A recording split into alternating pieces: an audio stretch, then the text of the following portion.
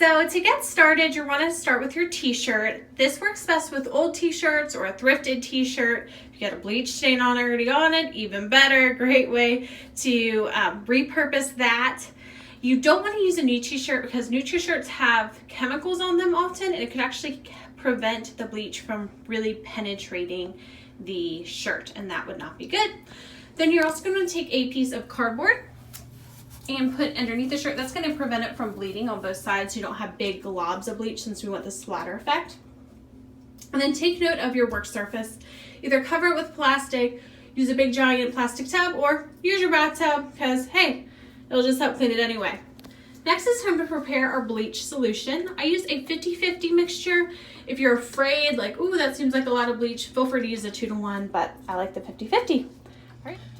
All right, so it's time to get spraying. Now you want to make sure you have a pretty fine nozzle, and to test it, especially when you want to see the distance, because we want a pretty far off spritz, you can just try it with the sheet of paper and see what it looks like when you get closer and farther away. All right, now it's time to get started, so we'll move over to our shirt and pick our first spot of bleach. And you don't want to saturate the whole shirt. I'm gonna just do it kind of light around the writing. Just spray all around. Make sure your shirt is dry. You don't want it to be wet for this. And we're just gonna leave that here. It's better to start with less and then we can add more. And then as our bleach starts working, then we'll come back and we can add in more. So while the other side is processing, I thought we'd go ahead and flip it around and do the back of the shirt. Again, just kind of avoiding the area with the screen print on it. Just spritzing around.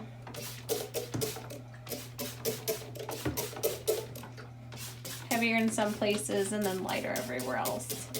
And your color will kind of turn greenish, or it could, if you have like a bluish shirt, or it may turn a reddish or an orangish if you have a black shirt. That's just the color coming out, so don't be alarmed. The white will come, you just need to let it sit.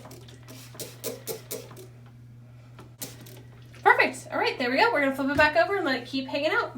So I've shown you how to do a basic bleach splatter shirt. Now we're gonna take it up a notch and add in stencils. I made these stencils just using cardstock. If you have a Cricut or a Silhouette machine and you are gonna make your own stencil, you'll get cleaner lines if you use a sticky vinyl or like a contact paper. You can also cut out your own using sticky contact paper, but we're just gonna use this. And we're just going to take our same 50-50 bleach spray and we're going to spray all around it, but a little bit heavier around our stencils as well. It's a stencil. So again, just spraying all around the stencil until it's fairly saturated. And then you're going to want to very carefully and quickly pull the stencil up.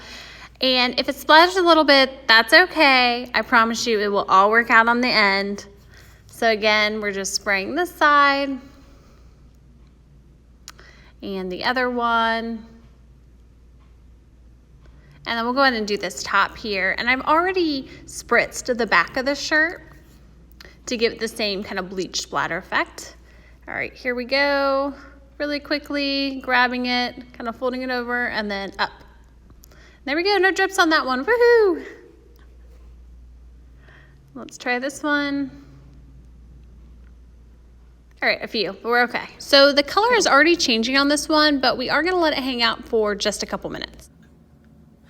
All right, so this one processed super quickly. It only had to stay on for a couple minutes, and I love how this turned out. And we can see where it bled in a little bit, and that's why I suggest the vinyl. But if you have cardstock, you can still do super cool things. It kind of like the flower grew, and then the back of this looks super awesome. So once it gets to a point where you like it, because you can leave this on for probably up to 4 or so hours. We have to be careful because bleach will eat your shirt. You want to go ahead and give it a rinse with water, and then you're going to wash it separately, or if you're doing lots of bleach tie, you can wash it all together. All right, folks, it is the next day. I have washed and dried both shirts, and it's time to see the final results. First, I want to give you a few tips. When you do this, make sure you're in a well-ventilated area.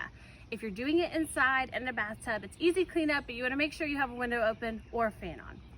Also, when you're choosing your shirts, try to use a 100% cotton shirt. I'm gonna show you two shirts, the first one and the second one I did, and you're gonna see a pretty big difference. It's all because of the fabric blend of the shirt.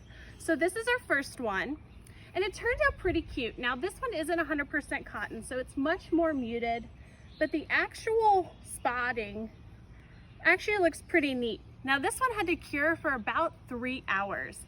If you are doing your shirt and the color's not coming out automatically, you probably don't have a 100% cotton shirt and it's probably gonna take a few hours. Feel free to leave the bleach on for about 4 hours. After that, go ahead and rinse it and put it in the wash, because if not, the bleach will actually eat your shirt. All right, let me show you the second one. This is the one I did the stencil with, and it turned out so cute. First, look at the splatter back. I told you I did the splatter back. I didn't show you that. So cute. This is one of my favorite festivals.